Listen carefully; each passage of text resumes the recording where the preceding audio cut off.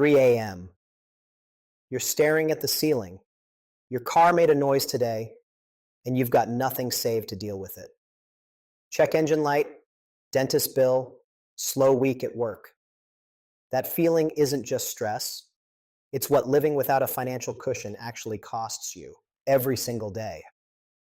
Most people think $10,000 is just a savings target. It's not. It's a psychological line, and crossing it changes everything. By the end of this video, you'll see exactly how and why most people who reach it never use it the way they expected. Think about the last time your car made a weird noise. No savings. That sound is a countdown timer. 10,000 in the bank.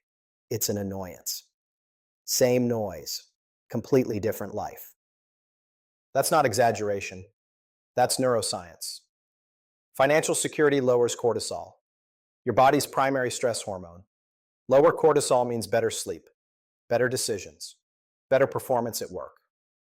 $10,000 doesn't just change your finances. It literally changes your biology.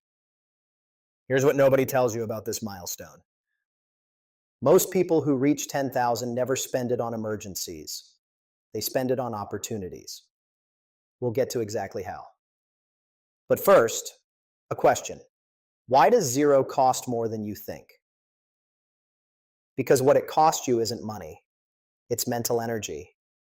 And most people never connect those dots. When you have nothing saved, every decision runs through one filter.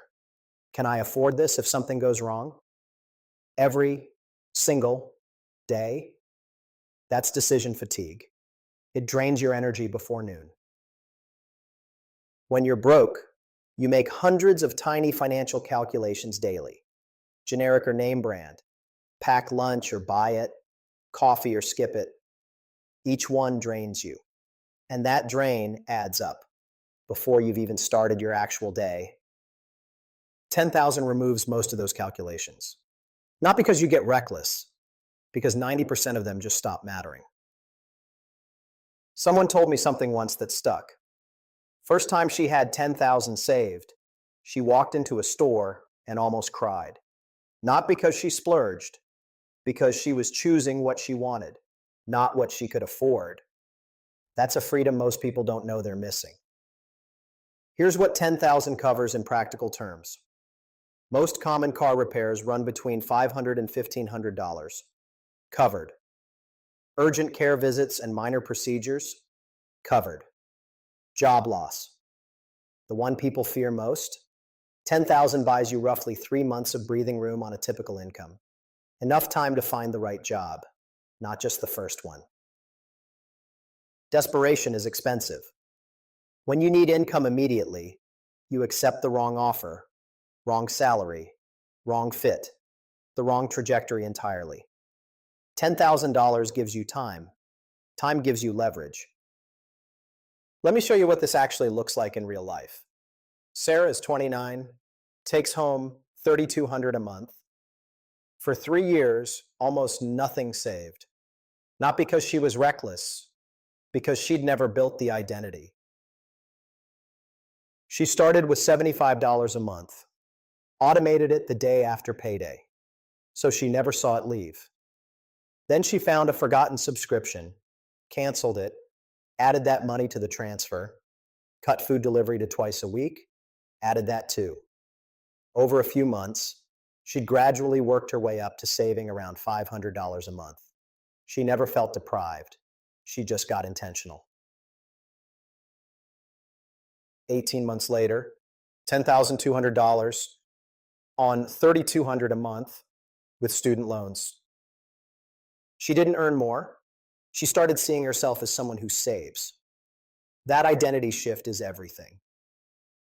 Here's where it gets interesting. Because what Sarah did next is what most people never expect. Stay with me. The biggest change wasn't the account balance. It was how she showed up everywhere else. She walked into her next salary negotiation differently. She wasn't desperate, so she didn't act desperate. She asked for $4,000 more a year. They gave her $3,500.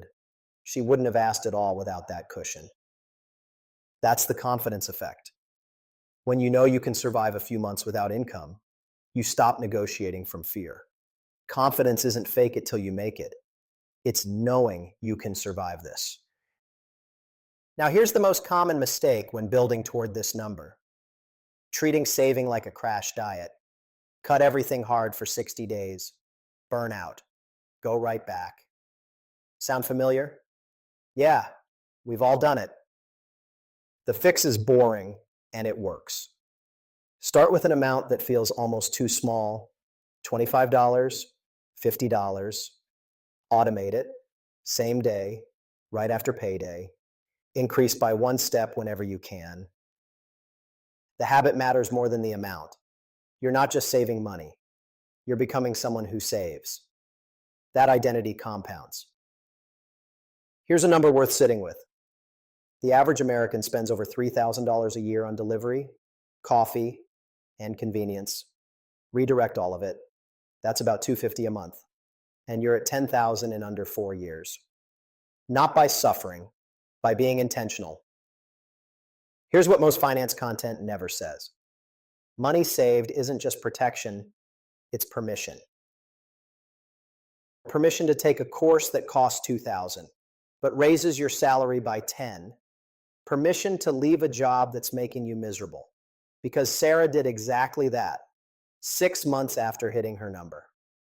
Permission to say no to bad deals because you're not operating from desperation.